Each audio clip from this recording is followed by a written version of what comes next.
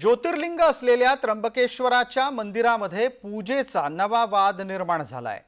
इथे शृंगार पूजा करण्याच्यासाठी काही कुटुंबांना जबाबदारी देण्यात आली आहे, मात्र या शृंगार पूजेच्या वेळेला ज्यांच्यावर जबाबदारी आहे त्या आराधी कुटुंबाच्या पुजाऱ्याला पश्चिम दरवाजातून प्रवेश नाकारण्यात आला। त्र्यंबकेश्वर मंदिरातल्या रूढी परंपरा खंडित होत आहेत असा आरोप या निमित्तानं आंदोलनकर्त्यांनी केला आहे।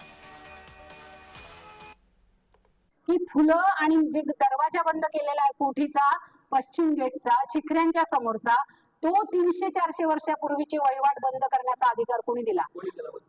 सत्यप्रिय शुक्ल आणि त्या आराधीमध्ये काहीतरी त्यांचे वाद झाले, त्याच्यामध्ये तो बंद केलेला आहे।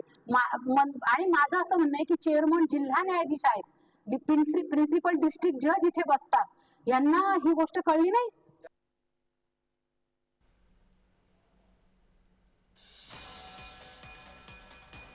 तर त्र्यंबकेश्वराच्या शृंगार पूजेच्या निमित्तानं निर्माण झालेल्या वादाचा तपशील आपण पाहिला।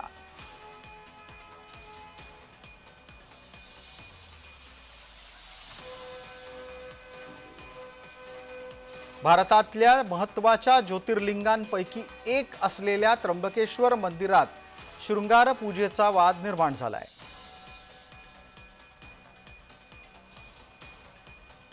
शृंगार पूजेच्या निमित्तानं जी वेळ निर्धारित करण्यात आली आहे त्या वेळेला संबंधित पुजाऱ्यांना प्रवेश देण्यात आला नाही, म्हणून ललिता शिंदे यांनी आक्षेप नोंदवला आहे।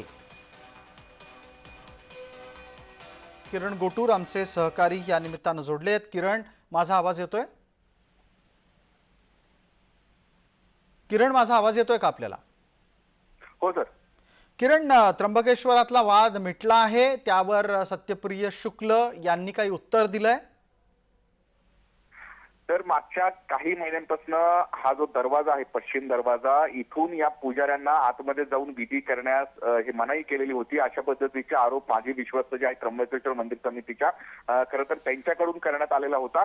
या सगळ्या संदर्भात आम्ही त्या विश्वासांशी सुद्धा बोलण्याचा प्रयत्न केला, पण त्यानंतर त्यांनी मी अशा कुठल्याही पद्धतीचं जे आढळून केलेले नाही अशा पद्धतीचा खुलासा त्यांच्याकडनं करण्यात आलेला आहे आणि ही संपूर्ण बाब जो आहे तो न्याय प्रविष्ट सुद्धा आहे अशाही पद्धतीचं माहिती मिळते। आता या सगळ्या प्रकरणामध्ये नेमकं तिथले जे विश्वास आहेत किंवा मंदिर समितीचे जे अध्यक्ष आहेत त्यांच्याकडनं काय निर्णय होतो किंवा ते या सगळ्या मध्ये नेमकं काय भूमिका घेतात हे पाहणं महत्त्वाचं असणार आहे।